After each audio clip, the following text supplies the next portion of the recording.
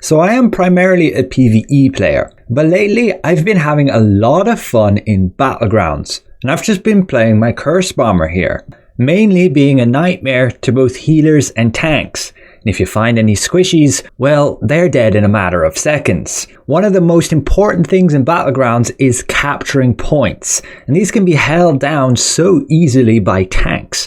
Just look at this example. There was like a whole team just fighting that tank on the cap here, and then I come along, just curse bomb him, and he's gone. Now, I'm not going to say my build is perfect. There's still a ton of work and optimization that can be done, as again, I'm pretty much just using PvE gear in PvP combat. But what I'm doing is taking advantage of experienced players who usually won't target a healer, and as wand and orb, they would expect you to be a healer.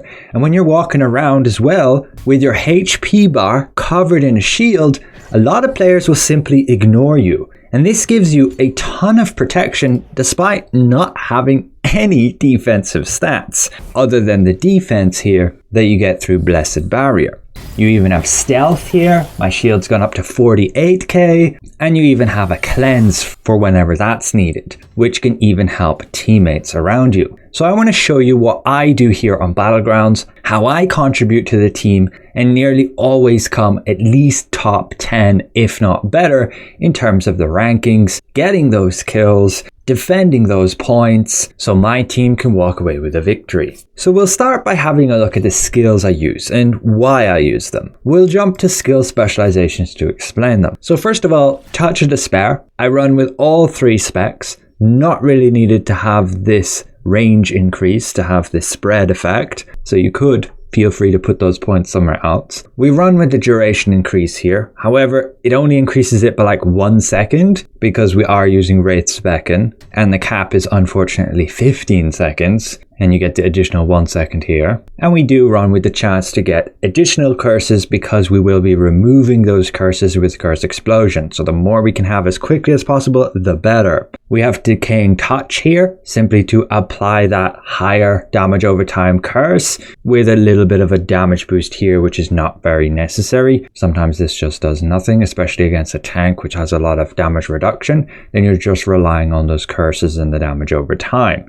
Now, we don't run with Magic Circle because you cannot get Decaying Touch through Corrupting Hit like you can in PvE. This only works for monsters. And then you have Curse Explosion, which simply blows up those curses so their remaining duration is multiplied by the damage they deal per tick, and it's done then after 1 second that you cast this. And then kaboom, the dude is dead. But it does require landing those curses, and they can simply have weaken resistance to reduce the chance that you actually apply those curses. And that's going to be one of your biggest counters when you run into endgame tanks, and will require you to optimize your build to better deal with them. But it's very possible. Our other wand skills here are simply increasing the duration of those curses before you use the explosion, just by another 5 seconds. Unfortunately, it will only work for Decaying Touch, and you ideally for this build want to have Tevant's Hunger from the Tevant's wand, and I have that on my legendary wand here. Ideally, I would get it upgraded as well to shred the defense a bit. We have a damage spell here just to give that enchanting time. It's more reliable than, say, using Time for Punishment, just applying that damage boost to ourselves. Valorous Barrier, we just use it selfishly with the duration increase to give us that extra defense. And on my build, I can maintain this 100% uptime, this bonus, as long as I cast it when it's off cooldown. That gives me that massive amount of extra defense. You need to have cooldown speed over like 100% and buff duration at over 100%, and then you can do that. You can always cast it and always have that defense. That's the same with Invincible Wall with that shield, and we throw in some spec points here because why not? We have them free. In terms of orb, all we're really using here is the support effects. So we have Summon Satellite with the duration increase. What this does is allows us to apply Distortion Veil with an extra shield boost. And via the masteries, we gain the heavy attack damage through Seer. So you always want to cast your Summon Satellite before you cast your Distortion Veil. Then we have Temporal Leap, and we can just run this spec to reduce the damage, and this enters us into stealth, and due to our 100% buff duration, this will actually last a total of 6 seconds. You just have to be careful. Don't enter like a stealth off versus a dagger user, because their stealth is going to last way longer than yours. You're going to end up dropping out of stealth before they do, and then they can get the jump on you. And even then, I don't recommend fighting dagger players. If you're on a budget build like this with just a PvE gear setup, you do not have the hit chance to be able to battle evasion users. When they have magic evasion, you're kind of screwed. Just don't go for those targets. It's as simple as that. Not everybody's a dagger player. And then finally, you have Echoes of Distortion. This is kind of to mess with tanks and healers. You're going to reduce their buff duration here by 30% and also give them a bit of extra damage over time. But yeah, that's my kit, and I simply always have active these 5 skills: Blessed Barrier, Summon Satellite, Distortion Veil, Invincible Wall, and Enchanting Time. Having all 5 of those up gives you this massive amount of shield, over 25k right there, more if we get like a good roll, and so just always have them cast as soon as they're available, and due to this buff duration, you will maintain the effects all the time. And this gives you lots of healing as well, because every time you cast these spells, you're also healing yourself. So you have a ton of survivability here with all of this shield, and the benefit that people will think you're a healer and just not target you most of the time, and otherwise not want to target you because they see this shield and are a bit like, what is that? And choose somebody else who looks squishier, who doesn't have a full shield. But if somebody does target you, they manage to jump on you, you want to make sure to have your Purification Stone so you can dodge roll out of that, and you can also enter stealth here with Temporal Leap. Now with the Mastery, I'm gaining a 19,000 shield there as soon as I cast this because of the Mastery right here. It's really good. Windy Veil, but you need a ton of Mastery levels to get it, and it just gives you a shield based on how much perception we have, which is 99. And it just helps a ton if you're getting focused. You can enter that stealth and run off with the shield, you won't instantly die. Because yeah, you are super squishy. Without these buffs up, without the shields up, you are nothing. You are so squishy and dead in seconds without any good endurance or evasion. If a dagger user jumps on you, they are your worst nightmare, and you're probably just going to die. Your job is to position yourself to evade those characters. You're just going after tanks and healers.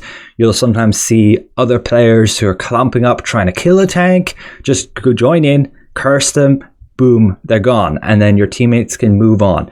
Same if a tank comes up to the cap point, they're trying to cap it, you can go up, you can curse them, and then they just won't be able to sit there and cap it without dying. So you can contribute a ton to the battlefield, a lot more than simply just mowing down squishy DPS players. Your goal is those tanky healers and tanks who are trying to get bases and defend them. You can of course go after little squishy guys, but if you run into dagger players, you're kind of screwed. You don't have the hit chance to counter them. Of course, you can get lucky, land those curses, and boom, they're dead. So in terms of masteries, we have the wand here, and this is what we're currently using. It's a mix of offense and defense. We've got here on the survivability side, the boost to give us Light of Devotion to make sure we have that damage over time always. Spectral defense to give us a shield with Enchanting Time and be able to pass through enemies if you end up in a clump for whatever reason. And then this boost to your healing skill cooldowns. Want to make sure to have the Eye of Emptiness as well so you can get that damage over time. And then we have Vampiric Onslaught, it's just that damage boost on all your attacks. Warrior's Gambit, giving us that extra base damage, which also helps for our shields. Malicious Intent for the curse damage. It does reduce our heals, but that's okay because we're not actually going for a healer build here. We're mainly crutching shields for our survivability. And then Abyssal Burst, that's that extra chance to get those mini explosions on like your basic attacks. In terms of orb masteries, this is what I would go with. You want to make sure to have that Seer for the heavy attack damage, the Breath of Infinity for the extra shield health, and that heal whenever you're putting those shields. Spatial Rush can be somewhat useful to get that extra weaken hit chance. We can use like our Stealth, and then we gain up to 1500, so we could try curse people from Stealth and be a bit more successful. And the rest are kind of pointless. You're just taking these nodes for the stats that they give you. Again, this build can't really make use of the damage from orbs because we're not running hit chance. We're not running crit. But let's get into curses and why they actually work on a PvE build like this. Well, the first thing is hit chance. If you simply don't go for players who have evasion, you're good. Usually it's only dagger players who have evasion. Your worst nightmare is going to be a tank who has evasion. You will find some of them, like the dagger, sword and shield users.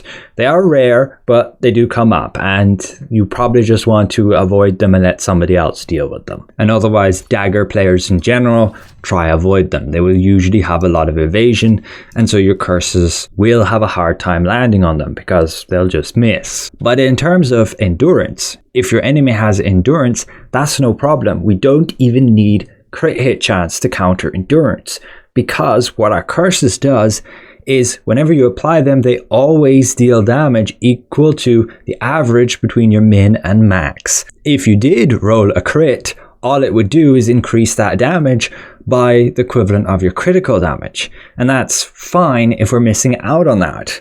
Other damage, like orbs, what happens is when you attack somebody, it's going to roll for crit hit chance. And if you manage to land a crit, you'll get that max base damage roll. And every other time, it's going to be a gamble whether it's min or max between those values. But if your enemy has more endurance than your critical hit chance, then there's that chance you get a glancing blow and you end up dealing minimum damage. So for other classes who are not using curses, they need high critical hit chance to counter endurance. Otherwise, all those hits will end up as glancing blows. But on curses, that doesn't apply. Those curses simply bypass endurance altogether, and it doesn't really matter for you. And that's why you can kill tanks and healers even on a simple PvE setup like this. However, it can be good to get heavy attack. You can see I have over 700, and unless my target has 700 heavy attack evasion, I will always have that chance to heavy attack, and my curses will deal double the damage, meaning the explosion is double the damage. You want to have skill damage boost to try and counter the enemy's skill damage resistance.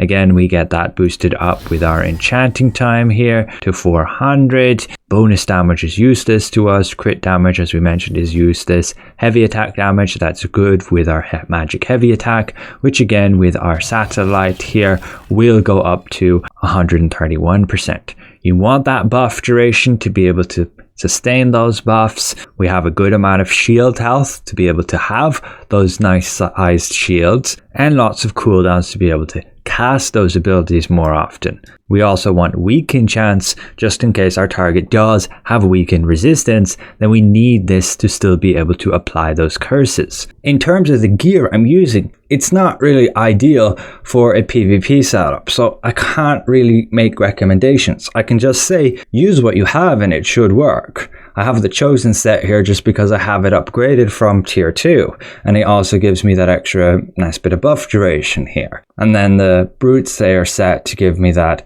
attack speed and cooldown as well. And accessories are also focusing on like cooldown here, with my heroic wand having cooldown, my ring having cooldown. And yeah, you really need to have the Tevin's Hunger on the wand. You could potentially run with the Tevin's Orb for the debuff duration, and that could help your curses against some targets. It's just the issue that the cast time is rather annoying on your Star Destroyer, and then it still has a pretty long cooldown, so it's not that reliable, and the same for your Supernova. The great thing here with this high cooldown is you can cast Curse Explosion every 6 seconds. Same with these other curses. You're applying them so quickly that you've got really good sustain. Even if you're not one-shotting a tank, you're still applying this pressure of damage that they're going to have to try and mitigate, trying to have to heal up from, that they're not going to be able to just cap a base in your face. You will probably have killed them by the time they do. And that's what's so great about this skill setup. In terms of passives, they're just based on what masteries you're using, what specializations to give you these boosts. Extra curse damage, extra damage, a bit of survivability here, some extra basic attacks, and then some extra shield health. And yes, it's correct, it's supposed to increase your shield health by 1.4% for every 1000 mana, not actually your max health. But yeah, Oracle really works super well as a curse bomber with just a PvE setup in Battlegrounds. Again, because of all the points I just mentioned, I do recommend having good stats though. Like having that 100% cooldown, 100% buff duration is huge to maintain this shield so people don't go after you, and so you have that extra layer of health. In terms of runes, I really haven't optimized here, but I would recommend having weaken chance on your weapons, and then I would switch the max health over to like heavy attack here. Kind of do want to land those heavy attack curses, you just get a much better explosion. But yeah, without rune presets, this is kind of annoying to do every time you're switching between PvP and PvE. And rings, similarly, you can switch over to weaken chance as well, as you need that to counter those high weaken resistance tanks. And there's 0 point having any of these boss magic heavy attack runes. It's just, again, we don't have rune presets yet, and I primarily play PvE, so I'm not exactly about to go min-maxing my runes just yet for PvP. But yeah, I generally do try on my rings to have that extra weaken chance, to be able to apply those weakens a bit easier, to be able to apply those curses. And you can see weaken chance 1200, that's pretty reasonable, but you are going to have tanks get upwards of 2000, and you're going to struggle to curse those ones. Even worse if they have some evasion as well, like hit chance, not even 900. You could improve that further by taking some hit chance runes. Again, I'm just not going to do that because it's really annoying to switch these all the time. And I'd prefer to min-max my PvE damage than a little bit more PvP just for a few Battleground matches every week. Rune presets are set to come, so that will happen, and I can just wait for that. Artifacts will be getting reworked, so not a lot of point talking about them, but I just go with the full Ancestral Armor set. A last pointer in Battlegrounds, which is an absolute huge help, is to go for this buff. It's called Furious Onslaught, and it's going to make my base damage like over 900 from what I normally have at just 670. So it is a huge boost that you do not want to miss out on. Every time you start Battlegrounds here, try go for some boxes and get that buff. It lasts for a total of 3 minutes, so you have plenty of time before you need to go get another one. There are other buffs you can collect as well, like the purple ones give you a teeny bit more base damage and it will stack up. The more you can get, the better. And there are also ones which help you speed up your capture time of bases, give you movement speed, give you heals if you needed it, which you don't on this build. You already have so much survivability, and also getting all of these will help just contribute points to your team. You can see over there Reinforced Steel, that's one of the ones that's going to give you that extra base damage. And yeah, Battlegrounds is not all about just killing each other, it's about base capping too, because for every base you have, it gives you a multiplier, and so when you do get kills, when you do pop those barrels, you get points, and those points are multiplied by those base multipliers, just causing you to get a ton more points per kill, a ton more points per barrel. So don't just focus on kills. That will not win you Battleground matches. And yeah, one of the most important things that you contribute with this setup is killing those tanks, stopping them from just holding up your entire team on base caps. So ultimately, hope this helps, and let me know if it does. A special thank you to these channel members, and we'll see you guys around.